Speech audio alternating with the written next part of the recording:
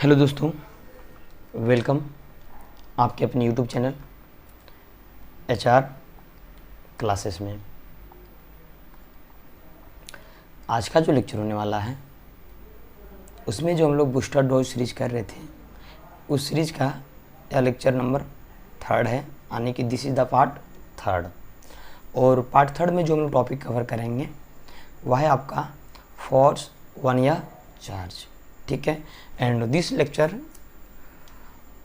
Is important for our AIEEE NEET and all competitive exam in which physics questions came, and this video is also useful for class 12th board। ठीक है, ये जो आपका series होने वाला है इसमें हम लोग NCERT क्वेश्चंस को देखेंगे, JEE एंड नीट के प्रीवियस ईयर्स के क्वेश्चंस को देखेंगे। सो चलिए स्टार्ट करते हैं फ्रेंड्स। और जिन्होंने पहले बूस्टर डोज पार्ट 1 पार्ट 2 नहीं देखे हैं वो आप पार्ट 1 पार्ट 2 को देखिए, उसके बाद आप पार्ट 3 में आइएगा। सो चलिए स्टार्ट करते हैं फ्रेंड्स। एंड आज के क्वेश्चन जो पहला है आपका, हम लोग जो पार्ट 2 तक टोटल हम लोग 16 क्वेश्चन को कवर कर लिए थे। आज से जो आपका होगा वह 17 नंबर क्वेश्चन से स्टार्ट होगा। सो चलिए 17 नंबर क्वेश्चन को देखिए फ्रेंड्स। 17 नंबर क्वेश्चन में पूछा है कि द टाइम पीरियड ऑफ या चार्ज पार्टिकल अंडर गोइंग या सर्कुलर मोशन इन या यूनिफॉर्म मैग्नेटिक फील्ड, की यूनिफॉर्म मैग्नेटिक फील्ड में कोई चार्ज पार्टिकल आपका क्या कर रहा है, एक सर्कुलर पाथ में मूव कर रही है। तो बताइए कि जो उसका टाइम पीरियड है, यानी कि जो चार्ज पार्टिकल का टाइम पीरियड है वह निम्नलिखित में से किस फैक्टर से इंडिपेंडेंट होता है या फिर किस फैक्टर पर डिपेंडेंट नहीं करता है। सो वी नो दैट कि टाइम पीरियड व्हेन पार्टिकल्स या फिर when charge particle movings in magnetic field in या circular path, then their time period will be 2 pi m upon qb, where m mass of the charge particle and q charge and b is uniform magnetic field है ना।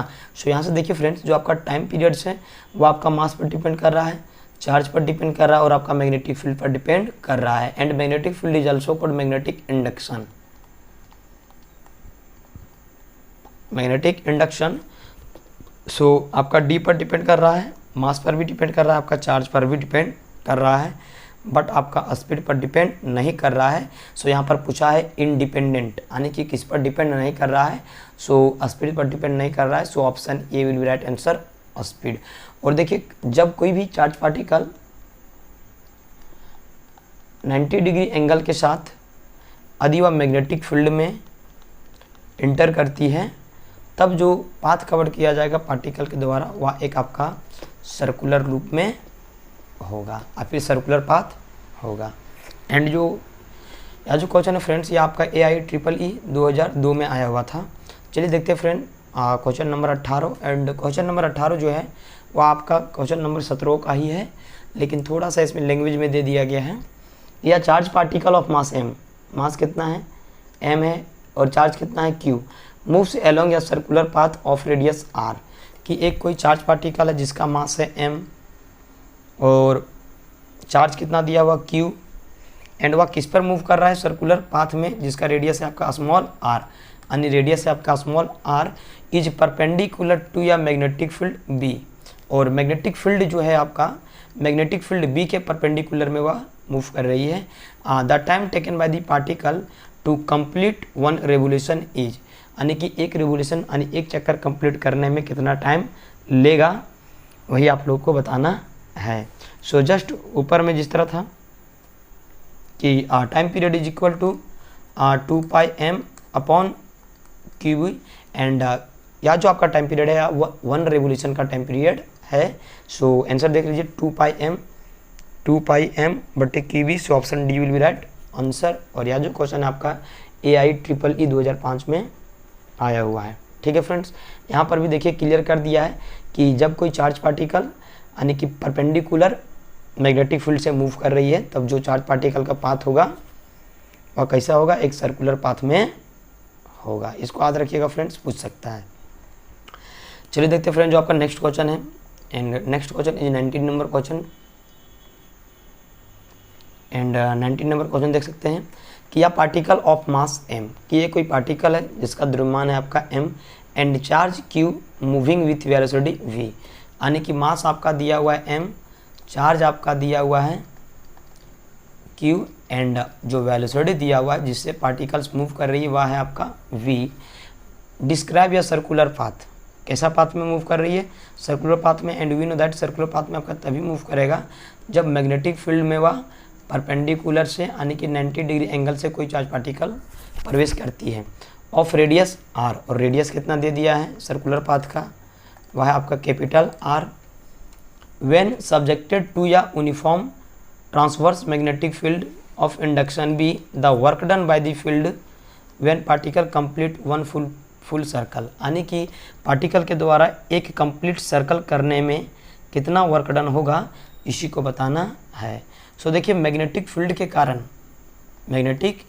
के कारण जो charge particle suppose करते हैं यहाँ पर है, जो चार्ज पार्टिकल है उस पर जो फोर्स लगेगा वह आपका सेंटर की ओर लगेगा या नहीं लगेगा, यानी अलोंग रेडियल कंपोनेंट की ओर लगेगा। बट इसका जो डिस्प्लेसमेंट है वह ऐसे होगा ना, टेंजेंशियल होगा, रेडियस के टेंजेंशियल। यहाँ भी देख सकते हैं, मान लेते हैं यहाँ तो यहाँ पर हो जाएगा, और अगर इस पोजीशन को लेते हैं तो इसका आप जो पाथ हो जाएगा ऐसे हो जाएगा। अगर इस पोजीशन पर लेते हैं तो इसका वेलोसिटी आपका ऐसे हो जाएगा ना। सो देखिए कि रेडियस आप लोग पढ़े होंगे 9th क्लास में कि सर्कल का जो आपका रेडियस होता है और जो सर्कल में ड्रॉ टेंजेंट होता है उसके बीच का एंगल होता है आपका 90 डिग्री, यानी इधर आपका फोर्स का डायरेक्शन है and this is force direction, and इधर आपका पाथ का डायरेक्शन है, सपोज दैट डिस्प्लेसमेंट एस का डायरेक्शन है। So work done is equal to force into displacement, so F S into cos theta, and angle between force and displacement is 90 degree. So 90 degree and cos 90 is equal to 0, so whole equation will be 0, यानी कि work done by the charge particle to complete one circle is equal to 0। So option B will be right answer 0। And this question is asked in examination AIEEE 2003। And we know that कि अभी हम लोग जितने भी questions करेंगे वो सारे के सारे आपके प्रीवियस ईयर के क्वेश्चन रहेंगे, ठीक है। और क्योंकि प्रीवियस ईयर के क्वेश्चन आपके एग्जाम के लिए बहुत ही इंपॉर्टेंट होते हैं। सो चलिए देखते हैं फ्रेंड जो आपका नेक्स्ट क्वेश्चन है 20 नंबर क्वेश्चन, यानी कि 20 नंबर क्वेश्चन देखिए, और 20 नंबर क्वेश्चन भी आपका ठीक क्वेश्चन है। अभी तो बहुत सारे एग्जाम का लेवल तो काफ़ी अच्छा खासा बढ़ गया है ना।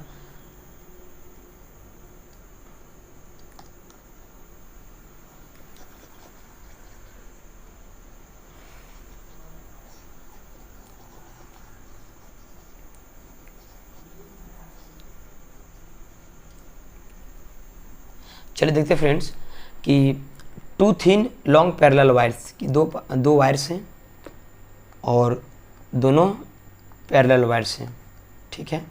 This is the parallel wires, suppose that it is wire A and it is wire B, separated by a distance d, जिसे हम लोग किस डिस्टेंस के माध्यम से सेपरेटेड किए हैं, डिस्टेंस d के माध्यम से हम लोग सेपरेटेड किए हैं। And carry a current of 1 ampere, और दोनों जो वायर हैं वह आपका 1 एम्पियर करंट को कैरी करता है इन द सेम डायरेक्शन, और दोनों का डायरेक्शन क्या भी है, सेम है, यानी दोनों करंट की डायरेक्शन आपका सेम है। तो आप लोग जानते होंगे कि जब दो पैरेलल वायर हैं और दोनों पैरेलल वायर में यदि करंट का डायरेक्शन सेम हो तो दोनों वायर्स के बीच जो फोर्स आपका लगेगा वह फोर्स का नेचर होता है आपका अट्रैक्टिव। क्या होता है, अट्रैक्टिव। बोर्ड एग्जाम में ऐसे ऑब्जेक्टिव पूछे जाते हैं, लेकिन यदि डायरेक्शन करंट का अपोजिट हो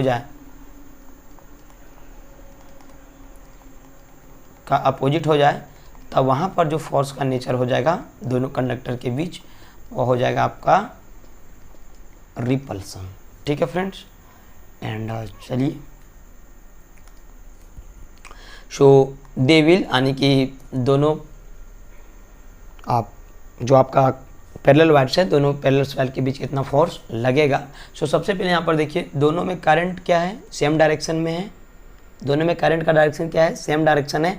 और जब भी दो पैरेलल वायर के बीच करंट की डायरेक्शन यदि सेम होगी तो उनका नेचर क्या होगा, उनके बीच में फोर्स का अट्रैक्टिव यानी अट्रैक्शन होगा। सो देखिए रिपेल तो नहीं करेगा, सो ऑप्शन बी कट गया और ऑप्शन डी आपका कट गया, यानी कि अट्रैक्ट करेगा। आ तो आपका ऑप्शन ये होगा, आ तो आपका ऑप्शन सी होगा। अब देखिए बनाते हैं। So force acting between two parallel current carrying wire is equal to mu naught by 4 pi into 2 into I1 and I2 upon distance, यानी कि distance between two conductor and I1 one conductor के द्वारा जो carry किया जाएगा and I2 जो हो जाएगा कि जो आपका कंडक्टर बोलते हैं यहाँ पर वायर कि जो I2 हो जाएगा जो दूसरे वायर के द्वारा कैरी किया जाएगा उसका मान लिए थे I2। सो देखिए यहाँ पर F is equal to mu naught by 4 pi into 2 into current का मान कितना है 1 एम्पियर एंड जो आपका सेकेंड वायर है उसमें भी कितना है 1 एम्पियर अपॉन डिस्टेंस, डिस्टेंस कितना आपका 2। सो आप लोग ले सकते हैं इसको, एक मिनट आपका 1 एम्पियर यहाँ पर नहीं दिया हुआ है, आई है, क्या है आई, यानी कि करंट आपका आई है। सो यहाँ पर पुट कर दीजिए I into I. So mu naught by 4 pi into 2 into I x wire upon D, 2 से यहाँ पर 2 टाइम्स में कटेगा तो आपका आएगा मी naught by 2 pi into I x wire बटे डी। एंड देखिए नेचर क्या हो जाएगा इस फोर्स का, तो देखिए दोनों कंडक्टर्स के बीच अभी दोनों पैरेलल वायर में आपका करंट सेम डायरेक्शन में जा रही है, जिसके कारण से जो नेचर हो जाएगा फोर्स का वह कैसा हो जाएगा आपका अट्रैक्टिव नेचर का हो जाएगा। सो अट्रैक्ट करेगा एक दूसरे को विथ फोर्स। देखिए मी नॉट आई एक्स वायर बटे 2 पाई डी। सो ऑप्शन ये will be right answer 2 pi D. ठीक है फ्रेंड्स, अगर यही दोनों वायर्स के बीच यानी कि दोनों पैरेलल वायर के बीच अधिक करंट का डायरेक्शन अपोजिट हो जाता है तो फिर आपका फोर्स का नेचर क्या हो जाता है, रिपल्सिव हो जाता है, यानी कि रिपल्सन हो जाता है और फिर रिपेल करता है एक दूसरे को। ठीक है,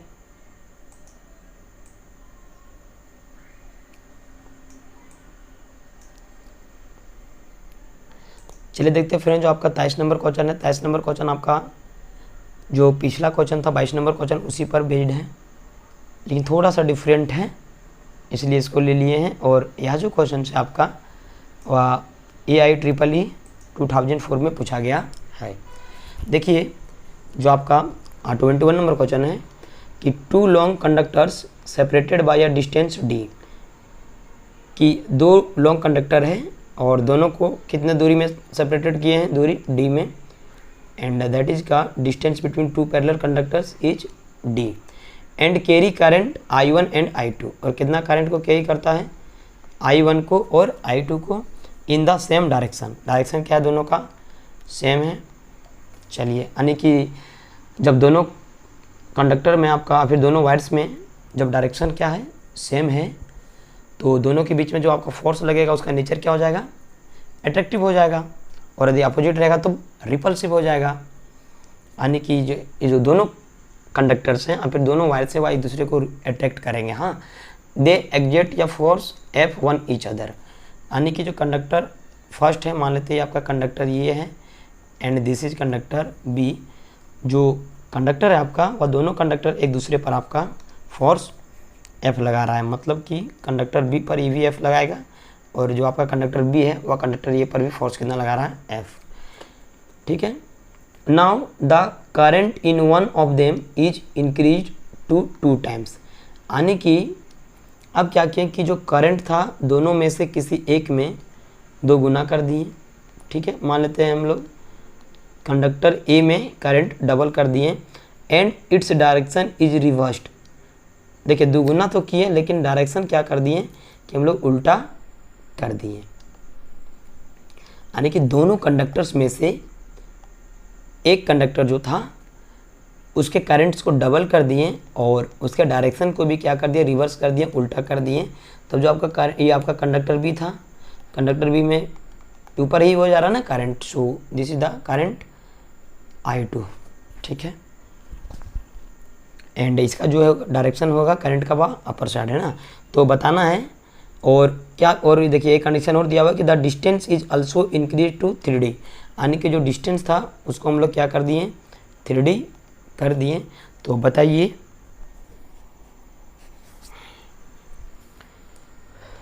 then new value of the force between them is, तो नया वैल्यू क्या होगा फोर्स का उसी को बताना है। सो चलिए देखते हैं फ्रेंड्स कि force acting between two parallel conductors is equal to mu naught by 4 pi into 2I1 I2 upon D. So इस केस में आप देखिए mu naught upon 4 pi into 2I1 I2 बटे डी, यानी कि जब आपका करंट I कैरी किया जा रहा है और जब आपका करंट सेकेंड कंडक्टर के द्वारा I2 कैरी किया जा रहा है और दोनों के बीच में कितना है डिस्टेंस D, उस समय जो आपका फोर्स लगा मी naught by 4 pi into 2I1 I2 by D. अब देखिए दूसरा कंडीशन में क्या कर दिए हैं कि जो आपका सेकेंड कंडीशन है इसमें हम लोग कर दिए हैं कि करंट के डायरेक्शन को पलट दिए हैं और बीच में क्या कर दिए कि दूरी को भी हम लोग बढ़ा दिए और एक करंट का मान भी हम लोग बढ़ा दिए। ठीक है, देखिए दोनों करंट में से एक ही करंट का डायरेक्शन हम लोग रिवर्स किए हुए, ठीक ना। सो डिस्टेंस बढ़ा दिए मतलब फोर्स का मान आपका कुछ परिवर्तन कर जाएगा। सो मी नॉट सॉरी मान लेते हैं आपका F naught is equal to mu naught by 4 pi into 2 into I1। So इस केस में आपका I1 का मान कितना है 2I, लेकिन देखिए दोनों का डायरेक्शन क्या है आपका अपोजिट है, तब एक करंट को आप प्लस में लेंगे तो दूसरा करंट को माइनस में, क्यों, क्या कि दोनों का डायरेक्शन आपका अपोजिट है। सो इसी को ले लेते हैं माइनस में 2I वाला। सो आपका हो जाएगा -2I इंटू जो आपका सेकेंड कंडक्टर है B, उसमें करंट कितना दिया हुआ है I2 दिया हुआ है। ठीक है, एक सेकंड फ्रेंड्स, यहाँ देखिए and this is current I1, ये आपका I1 था तो 2I1 हो जाएगा ना। सो 2I1 into I2 upon distance कितना कर दिए 3D। So F dash is equal to mu naught by 4 pi into 2 and I1 I2 and हम लोग -2 को बाहर रख देते हैं अपॉन D और 3 -2 के साथ हम लोग रख देते हैं। अब ज़रा ध्यान दीजिए फ्रेंड्स, देखिए mu naught by 4 pi into 2I1 I2 बटे D it is equal to F, है या नहीं है। So F dash is equal to क्या लिख सकते हैं -F इंटू -F नहीं F इंटू -2 बटे 3। सो जो आपका एफ डैश का मान यानी कि न्यू फोर्स का मान आ गया आपका -2F upon 3। So option C will be right answer -2F upon 3 and this question is asked in AIEEE 2004। चलिए देखते हैं फ्रेंड जो आपका नेक्स्ट क्वेश्चन है एंड जो नेक्स्ट क्वेश्चन है वो भी आपका काफ़ी अच्छा क्वेश्चन है और ऐसे क्वेश्चन हम लोग पहले करवाए हुए हैं, जो क्लास के लेक्चर्स हम लोग दिए हुए थे उसमें ये क्वेश्चन को हमने डायरेक्ट करवाया हुआ है। सो आप लोग वहाँ से भी देख सकते हैं या फिर यहाँ पर हम सॉल्व कर देते हैं। और यह जो क्वेश्चन है आपका 2009 में आया हुआ क्वेश्चन है AIEEE में।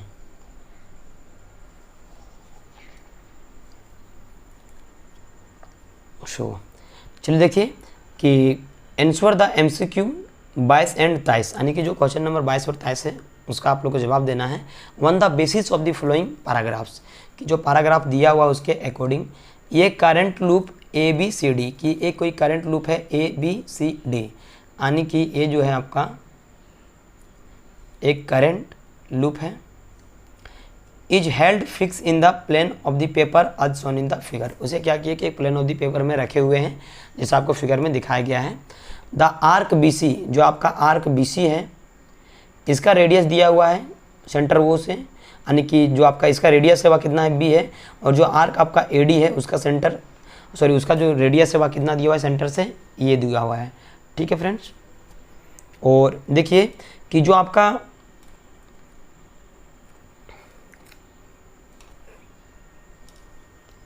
कहाँ तक पढ़े थे, हाँ, of the line are joined by the two straight wire AB and CD, यानी कि दो जो आपके आर्क हैं ये दोनों आर्क को हम लोग जोड़ते हैं एक लॉन्ग वायर के मदद से। जिसका नाम है आपका ए से बी एंड एक का नाम है आपका सी टू डी ना, वो is the another state thin wire with study current, एक minute friends, at the origin वो is the another state thin wire, जो करंट आपका कैरी करता है I1 को, यानी कि जो आपका करंट है स्टेट वायर के द्वारा वह कितना कैरी किया जाता है I1 और I2 को। तो हम लोग को निकालना है कि magnitude of the magnetic field B due to loop ABCD at the origin वो, यानी कि ओरिजिन वो में ABCD जो लूप है उसके कारण आपका कितना मैग्नेटिक फील्ड होगा, इसी को बताइए। सो फिगर से देखिए फ्रेंड्स, जो आपका स्टेट वायर है AB आपका अलोंग द एक्सिस है या नहीं है, अलोंग द एक्सिस है। सो अलोंग द एक्सिस के केस में मान लेते हैं AB वायर के कारण मैग्नेटिक फील्ड सेंटर में हुआ B1, so along the axis में आपका जो मैग्नेटिक फील्ड का मान होता है वह होता है 0।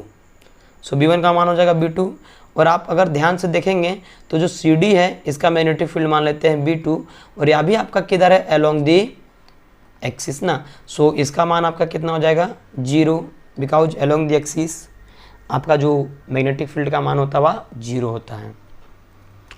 अब देखिए हमारे पास अब केवल आर्क बचे हुए AD एंड एक जो आपका आर्क बचा हुआ है BC, और जो यहाँ पर स्टेट वायर थे इनके कारण मैग्नेटिक फील्ड आपका 0। AD में जो आपका करंट जा रहा है D2A एंड BC में आपका B2C। सो देखिए कि आपका एक आर्क के जैसा है नहीं, so magnetic field at centre, and suppose करते हैं BC आर्क के कारण जो सेंटर पर मैग्नेटिक फील्ड हो रहा है उसका मान है B3। सो जो magnetic field at the centre due to arc is equal to μ0/4 pi into I upon radius into theta, और यह जो थीटा होगा वह आपका रेडियन में होगा, किस में होगा, रेडियंस में। So B3 is equal to μ0/4 pi into कितना करंट कैरी कर रहा है I current upon radius. BC जो है आपका, यानी कि सर आर्क BC के केस में जो आपका रेडियस दिया हुआ है वह B है, इंटू देखिए सेंटर पर एंगल कितना है 30 डिग्री। सो 30 डिग्री को जब हम लोग रेडियन के फॉर्म में लिखेंगे तो आपका कितना होगा π/6, सो 5/6 हो जाएगा। सो पाई से पाई आपका कट गया, इसको लिख सकते हैं μ0 इंटू आई अपॉन 6 और 4 का गुना हो जाएगा 24 इंटू B, यानी कि आर्क BC के कारण जो सेंटर पर मैग्नेटिक फील्ड हुआ वो आपका कितना है μ0 into I upon 24 into B। और यहाँ पर आप देख सकते हैं कि मैग्नेटिक फील्ड जो करंट है उसका डायरेक्शन इधर है। तो सबसे पहले मैग्नेटिक फील्ड का डायरेक्शन देखिए सेंटर पर क्या हो जाएगा। सो सबसे पहले राइट हैंड का थंब यहाँ पर रखिए, करंट के डायरेक्शन में राइट हैंड का थंब रखिए, चलिए थंब रखें, और जो आपके बचे हुए फिंगर है वह देखिए कि आपके इनसाइड के साइड जा रहे हैं, यानी कि इनसाइड की ओर जा रहे हैं, जिसके कारण से पता चला कि जो BC के कारण आपका मैग्नेटिक फील्ड बन रहा है सेंटर पर वह आपका क्या है, इनवर्ड्स है। ठीक है, आप चलिए देखते हैं फ्रेंड्स कि जो आपका DA है, आर्क आपका DA है, उसके कारण कितना मैग्नेटिक फील्ड आएगा। सपोज करते हैं कि आर्क आपका AD के कारण मैग्नेटिक फील्ड B4 आ रहा है। So B4 is equal to μ0/4 pi into I upon radius, और AD के केस में जो आपका रेडियस है वह ये है, into theta, and theta in the form of radian. So 30 degree को रेडियन में लिखेंगे तो आपका आएगा π/6। सो यहाँ से भी सॉल्व करने के बाद आपका आ जाएगा μ0 इंटू आई अपॉन 24 इंटू ये। अब इसका डायरेक्शन देखिए, करंट के डायरेक्शन में अपने राइट हैंड का थंब रखिए, चलिए यहाँ पर रखें। अब देखिएगा जो बचे हुए फिंगर है वह बाहर की ओर बेंड हो रहे हैं ना, यानी कि बाहर आ रहे हैं। सो इनका जो यहाँ पर मैग्नेटिक फील्ड का डायरेक्शन होगा AD के कारण, और फिर DA के कारण, किसके कारण, DA के कारण वह आपका आउटवर्ड्स हो जाएगा। सो जो नेट मैग्नेटिक फील्ड निकलेगा B net is equal to B1 plus B2 plus B3 plus B4।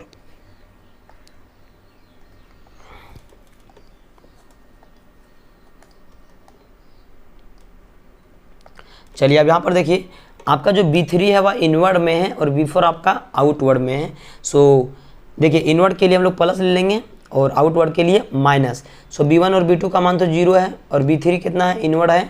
सो μ0/4 पाई एक मिनट फ्रेंड्स, B1 और B2 का मान 0 हो जाएगा। B3 का मान बताइए, मी naught into I upon 24B minus, क्योंकि डायरेक्शन अपोजिट है, सो बी नेट आपका निकलेगा B3 minus B4, so mu naught into I 24 into ये। कोई दिक्कत फ्रेंड्स? नहीं ना?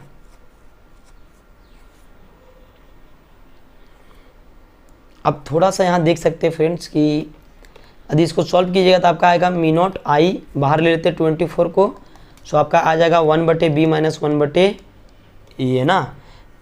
ये भी आपका आंसर सही हो सकता है, लेकिन यदि b का मान a से छोटा हो तब, ठीक है। लेकिन जो आपका क्वेश्चन है उसमें देखिएगा फिगर में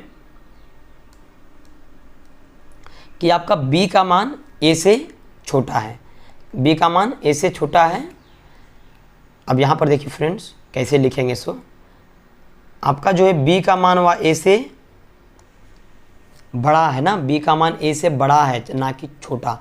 यदि b बड़ा हो गया तो B3 का मान क्या हो जाएगा, छोटा हो जाएगा। किसके कंपेयर में? B4 के कंपेयर में।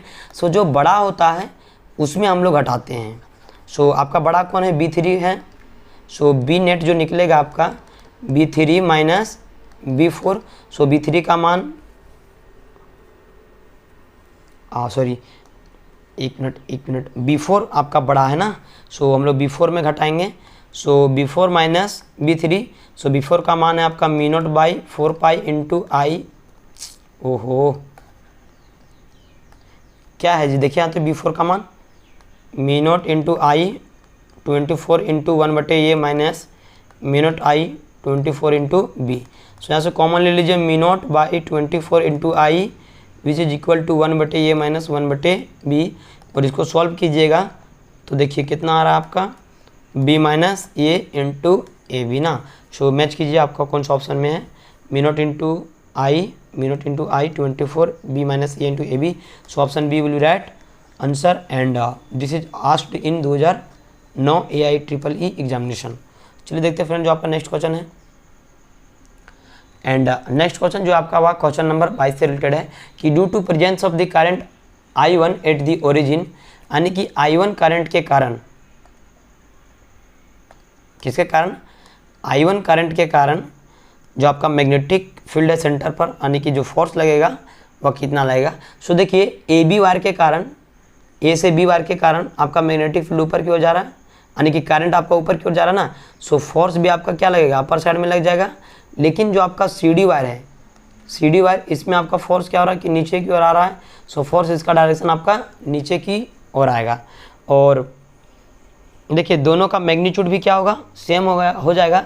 सो दोनों जो है एक दूसरे को कैंसिल कर देगा, यानी कि जो रिजल्टेंट फोर्स होगा, बिकॉज जो आपका AB के कारण आपका अपर की ओर जा रहा है, बट जो CD के कारण वह आपका लोअर की ओर आ रहा है। सो दोनों का मैग्नीट्यूड भी आपका सेम है। सो जो फोर्स होगा वह रिजल्टेंट वो आपका 0 हो जाएगा, मतलब कि एट द सेंटर पर AB एंड DC के कारण वह क्या हो जाएगा, 0 हो जाएगा।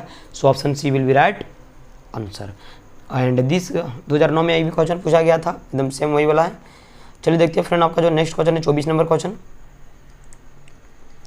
24 नंबर क्वेश्चन है आपका कि इफ़ या करंट इज पास्ड थ्रू या spring then the spring will, यानी कि किसी स्प्रिंग के द्वारा आपका करंट पास हो रहा है तो बताइए स्प्रिंग आपका क्या होगा, बढ़ेगा, कंप्रेस मतलब कि घटना नहीं दबेगा, या फिर रिमेन सेम उसी प्रकार का हो जाएगा। सो आप देखिए एक आपका जो स्प्रिंग होता है वह इस प्रकार से होता है ना, एक हेलिकल लूप में, हेलिक्स लूप में होता है ना। यानी यहाँ पर आप गौर कीजिएगा तब स्प्रिंग में एक आप सर्कल देखिएगा, यहाँ देखिए इसी प्रकार से यहाँ, इसी प्रकार से यहाँ, इसी प्रकार से सब जगह है ना। मतलब कि एक आपका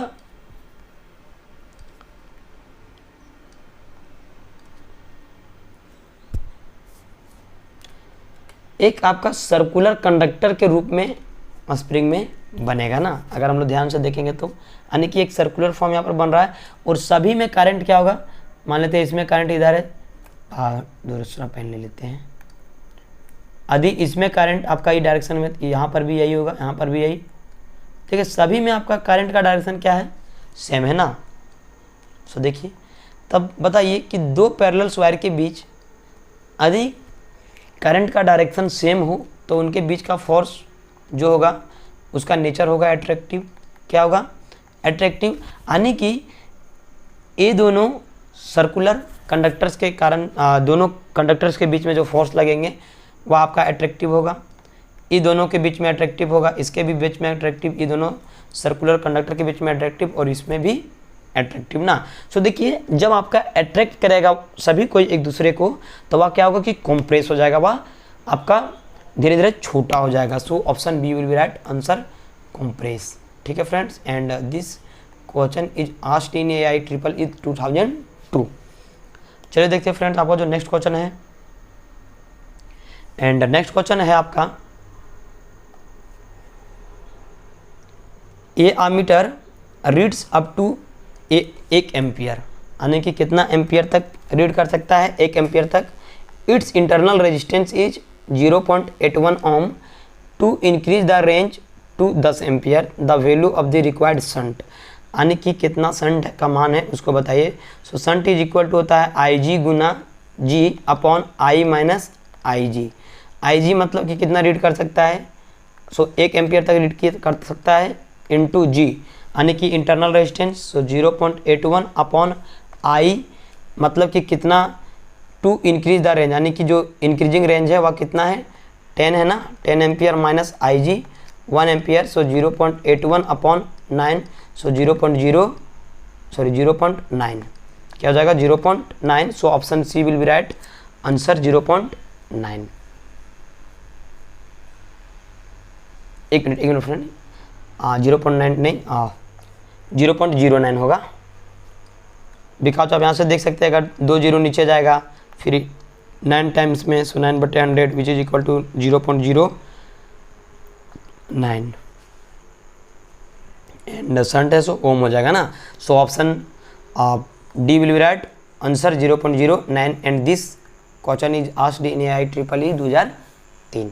चलिए देखते हैं फ्रेंड जो आपका नेक्स्ट क्वेश्चन है। एंड नेक्स्ट क्वेश्चन आपका 1 लाइनर क्वेश्चन है कि इफ़ या ammeter is to be used in the place of voltmeter, कि वोल्ट मीटर के स्थान पर यदि हम लोग आमीटर का उपयोग करते हैं तो बताइए कि आमीटर को हम लोग किस प्रकार से जोड़ेंगे या फिर सर्किट में किस प्रकार से अरेंज करेंगे।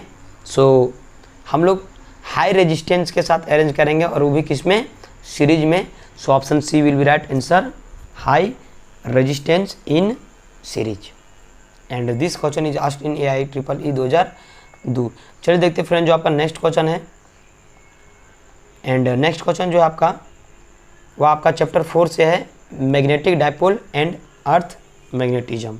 ठीक है, सो इसमें जो आपका 28 नंबर क्वेश्चन है फ्रेंड्स वह है कि magnetic line of force inside या बार मैग्नेट, यानी कि किसी बार मैग्नेट के अंदर जो मैग्नेटिक लाइन फोर्स है उनका डायरेक्शन क्या होगा। सो उसका डायरेक्शन इनसाइड होता है south to north, south to north.